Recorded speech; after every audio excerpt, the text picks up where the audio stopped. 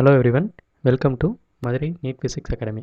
இந்த வீடியோ சீரிஸில் நம்ம என்ன பார்த்துருக்குறோன்னா, previous years NEET solved problems வந்து பார்க்குறோம். அதுலேயும் பர்டிகுலராக வந்து வெக்டார்ஸுங்கிற டாபிக், அதாவது மோஷன் இன் பிளேனில் வெக்டார்ஸுங்கிற டாப்பிக்லேருந்து பார்க்குறோம்.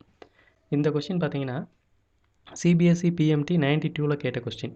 இந்த கொஸ்டின் வந்து என்னது, இந்த resultant of a vector multiplied by 0 will be equal to 0வா 0 வெக்டாரா ஏவா யூனிட் வெக்டாரா அப்படின்னு சொல்லி பார்க்குறோம். இப்போ நம்ம வந்து இந்த கொஷினை பார்த்தோன்னே ரெண்டு விஷயத்தில் வந்து குழம்புவோம். என்னன்னு கேட்டிங்கன்னா, கண்டிப்பாக இது ரெண்டுலேருந்து ஏதோ ஒன்று தான் வரப்போகுது, இது ரெண்டும் கிடையாது அப்படிங்கிறது தெரியும். 0வா 0 வெக்டாரா அப்படிங்கிறத நம்ம வந்து குழம்பிகிட்டு இருப்போம். நம்மளுக்கு தெரியும் any vector is multiplied by scalar. வரக்கூடியது வந்து வெக்டார் அப்படிங்கிற அவுட்புட் மட்டும்தான் வரும். சரியா? இங்கே என்ன இருக்குது, ஏ வெக்டார் கிராஸ் 0 அப்படிங்கிறம்போது வெளியில் வர்றது வந்து 0 வெக்டார் அப்படின்னு தான் சொல்லணும். ஓகேவா?